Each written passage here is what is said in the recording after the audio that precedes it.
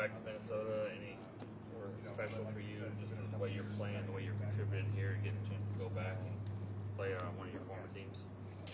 Nah, not really. It's just another football game. There's another team on the schedule. I'm going out there to put my best foot forward and try to win the game. So. You still have friends on the team? Yeah. I mean, I was there for 4 years, so I met a lot of people coming in. So it's gonna be a good competition with a good group of guys that I know. Any conversation with them so far about this week's game or trash talk?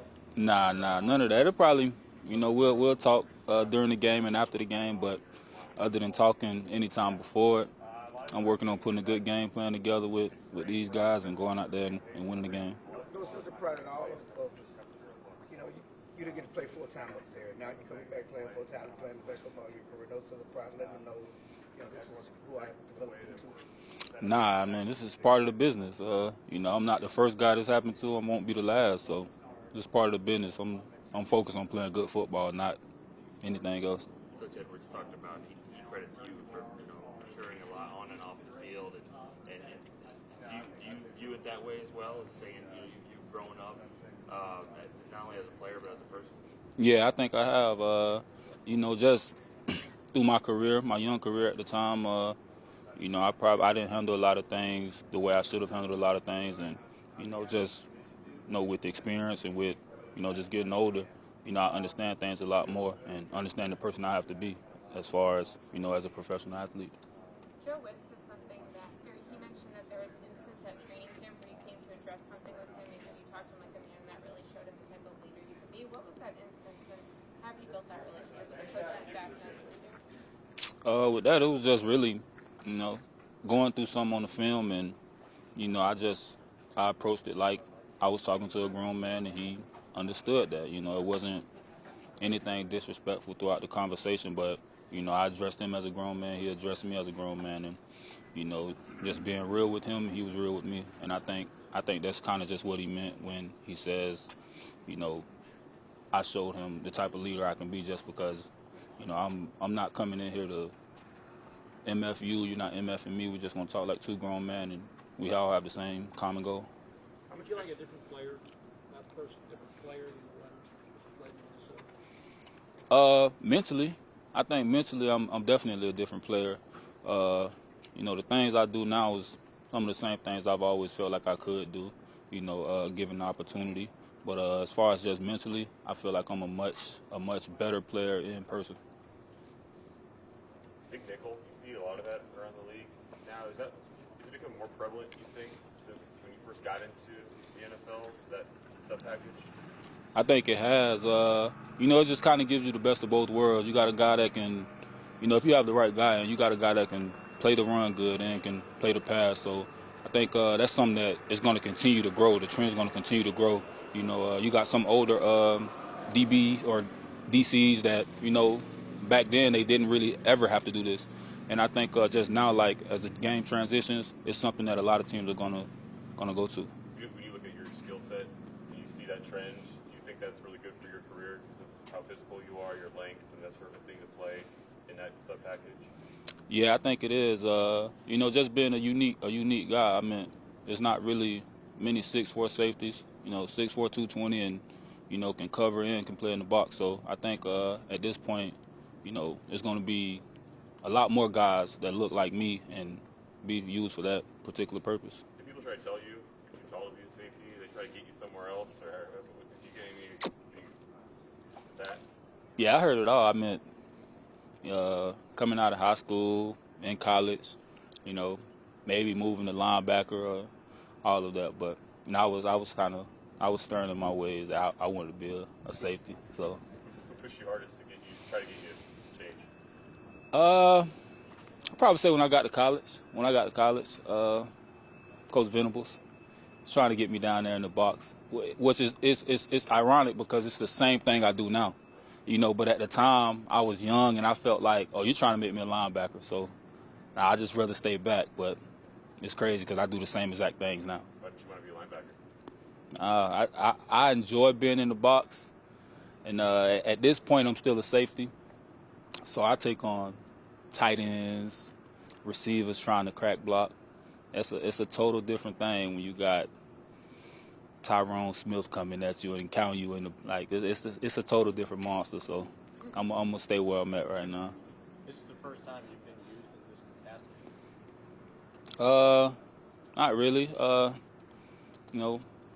Through my 11 games with Detroit, I started 7 of them. So, but as far as the level of play right now,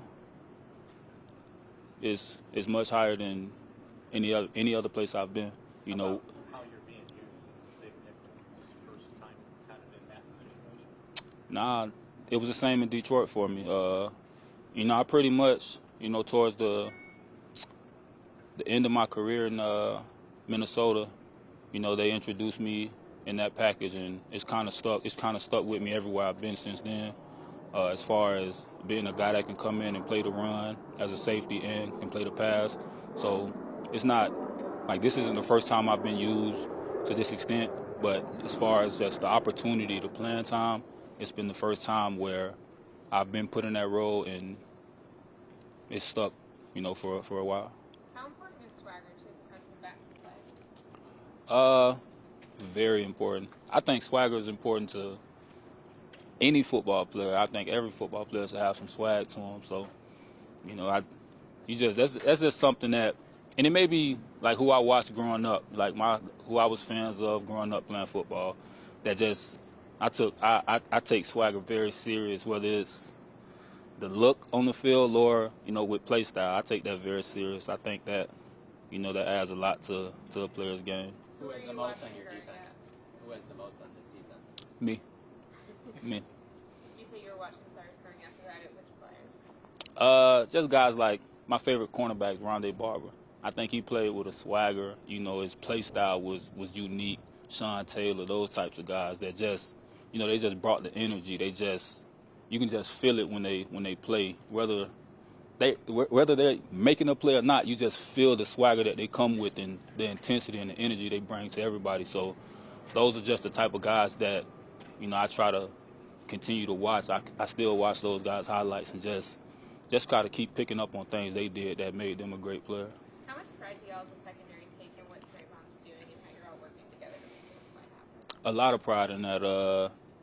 It kind of started out as like a competition, but it's at this point it's like, man, you just got to get what you can get. Just get what you can get and try to get on that board in the interception column, because right now I don't think nobody's catching them. Just from our perspective at least, it seems like you're a tone setter. You talk about swagger and things like that. It seems like guys take their cues from you, at least to some degree.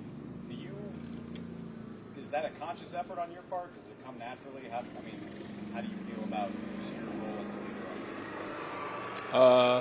defense? I feel it's both, because at times I'm just really just being who I am.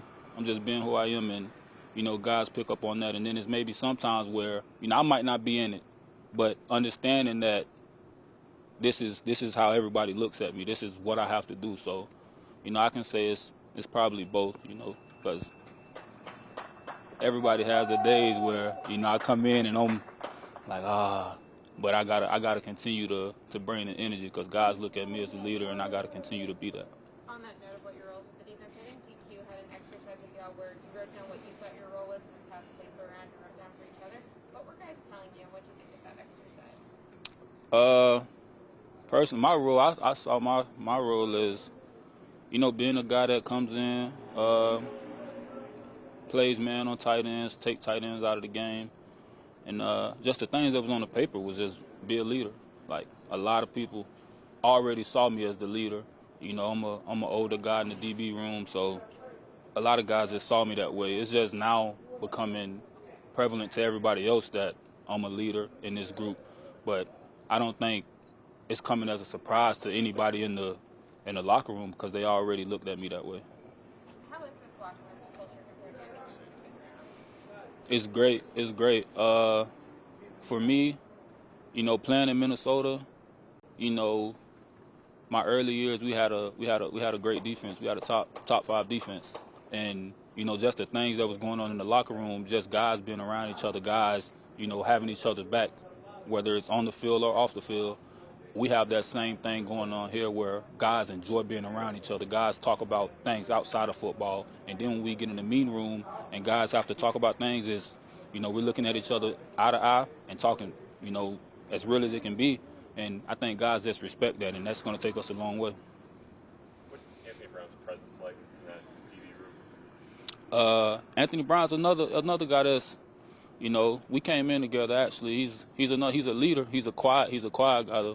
He just goes out and does his job 24/7. We talk a lot. But we're both from Florida, both from down south. So, just one of the guys I initially talked to when I first got here was Anthony Brown, and he's been solid as they come when it comes to performance and just doing the right thing every play. Anthony Brown is a solid corner in this league, not just on this team. Anthony Brown's in my eyes, he's a great player. Thanks, guys.